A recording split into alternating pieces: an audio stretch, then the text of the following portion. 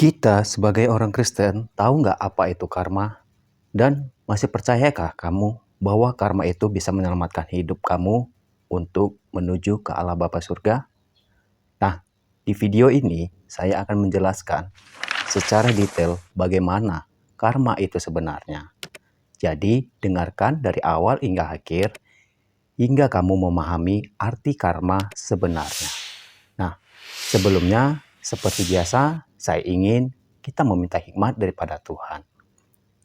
Mari lipat tangan dan tutup mata kamu. Terima kasih Allah Bapakku, terima kasih Yesusku atas segala kebaikan-Mu di dalam kehidupanku. Dan juga Bapa, saat ini kami ingin belajar sedikit tentang kebenaran firman-Mu. Biarlah senantiasa kasih-Mu yang hadir dalam hidupku Bapa. Segala ucapanku, perkataanku, janganlah itu membuat orang yang mendengar merasa tersakiti. Tetapi biarlah segala sesuatu yang keluar dari mulutku itu akan membangun jiwa kami untuk lebih dekat dan mengenal Engkau. Bapa, berkati mereka yang selalu setia mendengarkan kebenaran firman-Mu. Biarlah hidup mereka semakin diperbarui oleh kuasa-Mu. Segala sesuatu terjadi atas kehendak-Mu ya Tuhan di dalam hidup kami. Terima kasih Allah Bapakku, terima kasih Yesusku. Kami serahkan semuanya saat ini ke dalam tangan-Mu. Haleluya, amin.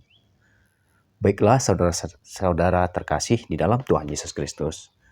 Mungkin banyak kita sebagai orang Kristen tidak mengenal apa arti karma itu sebenarnya. Dan mungkin kebanyakan orang Kristen masih percaya hukum karma. Ini yang harus kita tahu sebagai orang Kristen tentang hal ini. Pernah nggak ngelihat ada orang yang memperlakukan orang lain sangat buruk dan percaya kalau suatu saat nanti dia akan mendapat balasan dari perbuatannya?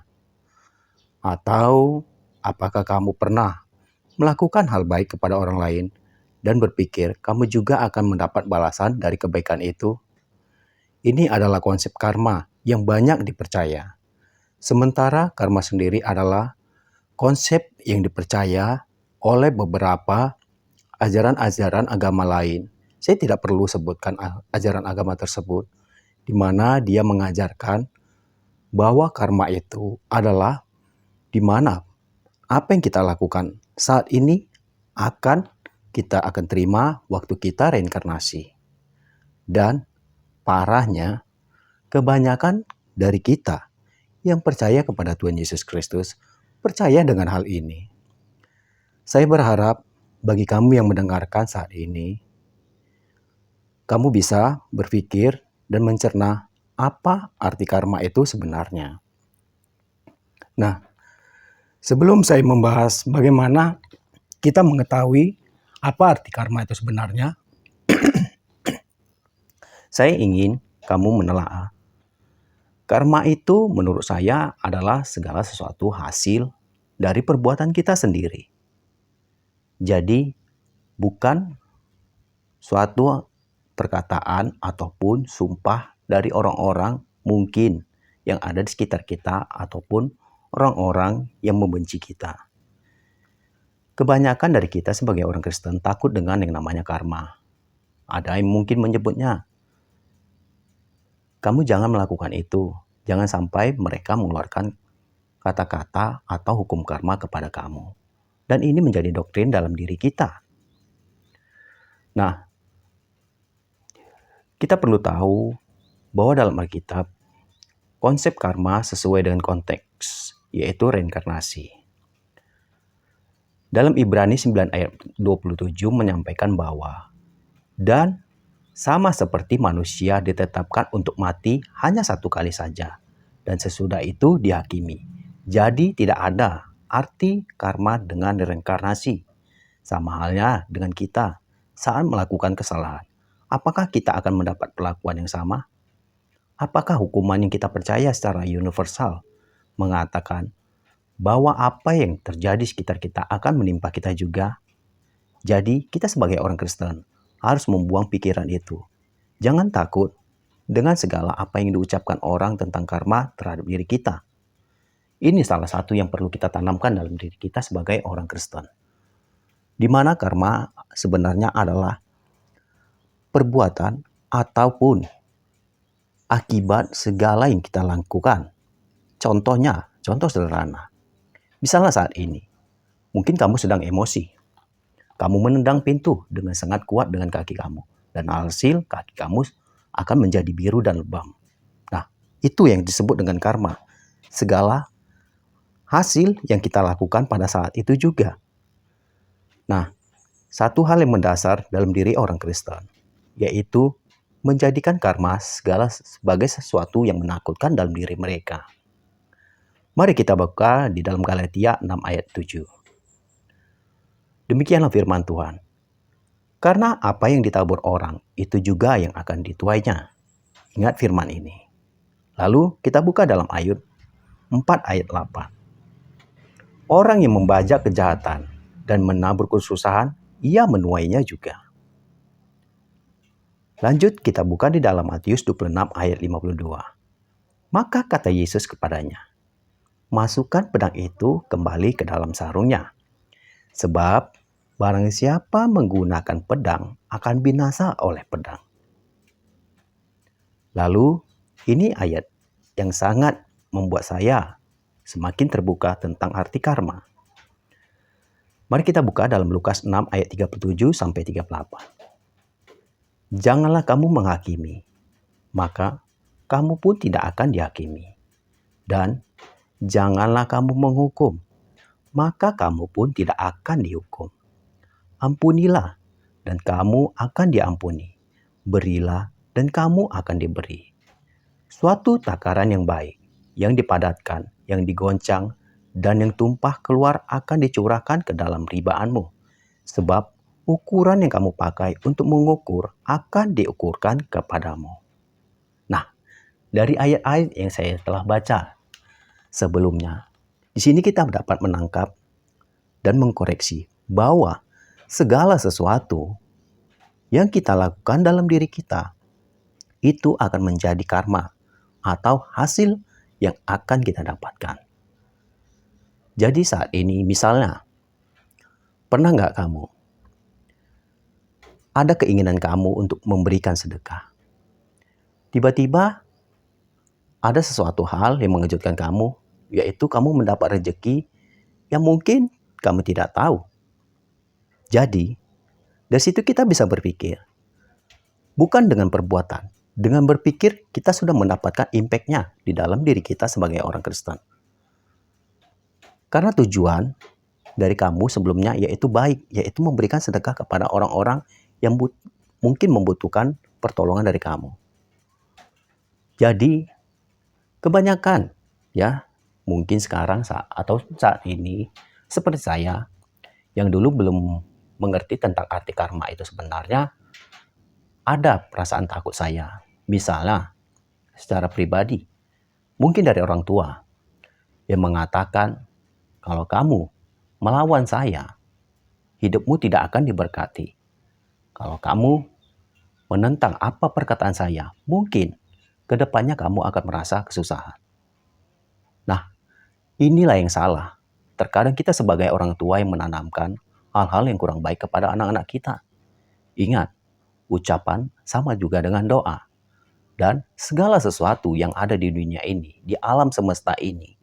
Kamu mungkin pernah melihat video-video saya sebelumnya tentang gaya tarik-menarik di dalam alam semesta. Segala sesuatu, energi yang kita keluarkan, itu akan berdampak kembali kepada kita. Misalnya seperti tadi yang saya jelaskan. Kamu ada keinginan untuk memberikan sedekah kepada orang lain. Apa hasilnya? Nah, mungkin sampai sini kamu sudah mengerti tentang arti karma itu sebenarnya.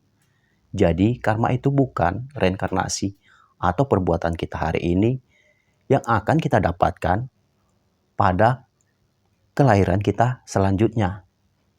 Perlu digarisbawahi kita sebagai orang Kristen.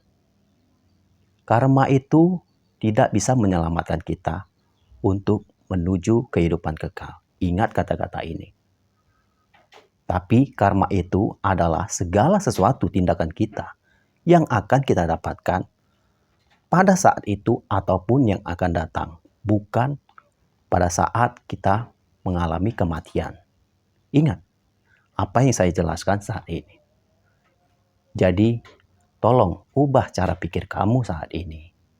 Mungkin selama ini kamu menganggap karma itu adalah kutukan mungkin dari nenek moyang kita dahulu. Salah satu contoh yang sangat sederhana kita sebagai orang Kristen. Coba, misalnya saat kamu kecil, kamu dikutuk. Misalnya ada orang mengutuk kamu. Kamu nanti saat besar, kamu akan menjadi orang yang susah. Kamu akan menjadi orang yang miskin. Kamu menjadi orang yang tidak berguna. Nah, perlu dipertanyakan, apakah itu bisa terjadi? Ingat, bukan karena perkataan manusia, segala sesuatunya itu bisa terjadi. Tapi ingat, segala sesuatunya itu atas kehendak Tuhan, kehendak Allah, dan segala perbuatan kita. Jika mereka mengatakan seperti itu, mungkin sebagian orang terdoktrin atau berpikir bahwa merasa hidupnya sial. Ya seperti yang saya katakan tadi, dikatakan dia akan susah. Ini yang terkadang membuat pikiran kita terfokus dengan apa yang mereka ucapkan. Tapi perlu diingatkan, bukan perkataan manusia yang menentukan hidup kita, tetapi karakter dan perbuatan kita sendiri. Seperti sebelumnya, saya menjelaskan hukum tentang alam semesta. Segala sesuatu yang kita lakukan itu akan kembali kepada diri kita. Seperti tadi, memberikan sedekah. Apa yang kamu tuangkan energi dalam pikiran kamu? Itu yang akan kembali kepada kita. Segala sesuatu, perbuatan baik, saya jamin tidak ada akan hal buruk yang datang kepada kita. Tetapi kita tahu bahwa segala sesuatunya itu juga tidak terputus dengan hubungan kita kepada Tuhan. Kita yakini, tidak usah kita berpikir lebih banyak lagi atau lebih rumit lagi. Contoh yang harus kita contoh dalam hidup kita, yaitu kehidupan Yesus Kristus. Sudah jelas ini nyata dalam kehidupan kita sebagai orang Kristen. Tidak perlu banyak, terlalu panjang kita berpikir. Mungkin kita merasa ribet untuk membedah tentang isi Alkitab. Ada pandangan orang yang berbeda dengan pandangan kita. Dan kita merasa pandangan mereka itu salah dan menganggap pandangan kita benar. Tapi perlu yang kamu tekankan dalam diri kamu. Kita sebagai orang Kristen, kita bukan hanya mengetahui tentang isi Alkitab. Tetapi yang perlu kita ketahui adalah kita merasakan kehadiran Tuhan dalam hidup kita, dalam hati kamu. Ini yang perlu kita tekankan. Bukan hanya mengetahui tentang isi Alkitab, lalu menjabarkannya dengan pemikiran sendiri. Tetapi, satu, kerinduan dalam diri saya sebagai orang Kristen yaitu merasakan zaman Tuhan secara pribadi. Belajar tentang kasih-Nya. Bukan untuk mendikte orang lain atau mempersalahkan orang lain, menganggap diri kita paling benar. Belajar bahwa segala sesuatu hal yang kita lakukan di dunia ini, mungkin awalnya kita menganggap kita paling benar, kita paling wah, dan merasa orang lain tidak seperti kita. Ini yang terkadang membuat kita semakin sombong atas apa yang Tuhan berikan dalam diri kita. Saya menganggap segala sesuatu saat kita di atas, terus berpikir kita harus menganggap diri kita ada selalu di bawah. Karena intinya saat diri kamu berada di atas, kamu menganggap diri kamu lebih tinggi dari apa yang kamu pikirkan saat ini. Kamu akan merasa sakit saat kamu terjatuh. Dan segala sesuatu yang mungkin selama ini menganggap orang-orang di sekitar kamu itu hebat. Ataupun ya bisa bilang pemecah masalah dalam segala hal. Tapi saat kamu melakukan satu kesilapan, ingat, semua yang kamu lakukan selama ini akan hilang. Dan kamu akan dianggap rendah oleh orang-orang di sekitar kamu. Jadi, saat orang melihat kita naik tinggi menjulang, pikirkan dalam diri kita itu selalu berada di bawah terus. rendah hati, dan tidak sombong, dan tidak mengajarkan cara kita berpikir bahwa pikiran kita ini adalah yang terbaik. Mungkin saat ini saya berbicara kepada kamu. Kamu mungkin sebagian bisa menerima dengan cara berpikir saya, atau kebanyakan tidak menerima cara berpikir saya. Itu hak kamu. Tujuan saya di sini yaitu untuk mengenal Tuhan lebih dekat lagi. Bukan berpatokan kepada pandangan orang lain. Nah, kembali lagi tentang hukum karma tadi. Jadi, perlu diingatkan bahwa karma itu adalah hasil dari segala sesuatu yang kita lakukan. Bukan karena perkataan-perkataan orang atau sumpahan orang, ataupun perbuatan kita saat ini yang akan kita terima untuk di kematian atau kelahiran berikutnya. Tidak ada. Kematian akan kembali menjadi kelahiran. Ingat, satu, bahwa segala sesuatunya itu harus tetap minta hikmat daripada Tuhan. Saat ini saya pun berbicara. Saya mungkin awalnya berpikir, mungkin hidup saya yang seperti saat ini itu adalah karma saya di masa lalu. Mungkin nenek moyang saya yang melakukan kesalahan. Tetapi saat ini saya sudah mengerti dan memahami secara sederhana bahwa karma itu adalah segala perbuatan kita. Dan hasilnya saat ini yang saya terima. Saya ingin belajar segala sesuatu. Kalau bisa kita cerminkan hal-hal yang positif, kita akan terima hasilnya. Saat kita mendekat kepada Tuhan, mungkin banyak halangan atau rintangan yang kita hadapi. Tapi ingat, apa hasil dari semua itu? Kita mengenal kasih-Nya lebih dalam lagi. Kita mengenal kasih Yesus, merasakan hadirannya dalam hidup kita. Itu yang paling penting. Jangan terlalu ikut-ikutan kepada orang lain. Karena karaktermu adalah menentukan masa depanmu sendiri. Jadi saat ini, belajarlah tentang arti kasih yang lebih mendalam kepada Tuhan Yesus. Satu hal yang sering saya lakukan yaitu menyendiri dan melakukan saat teduh.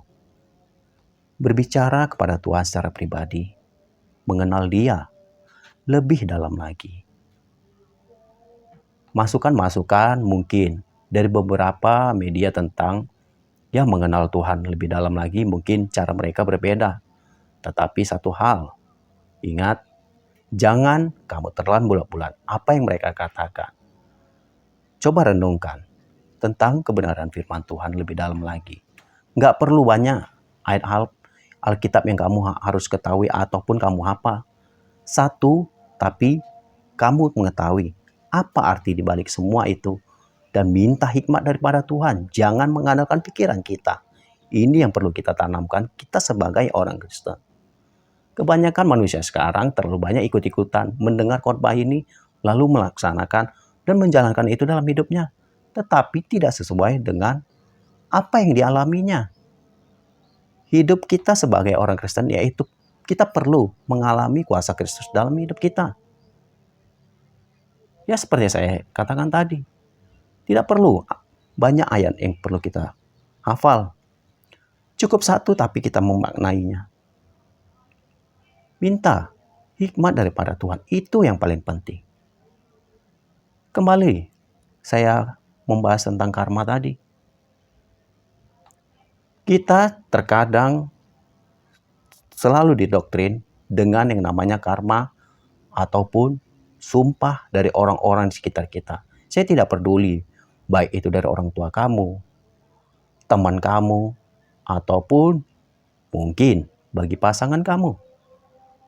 Yang mengatakan kamu akan seperti ini.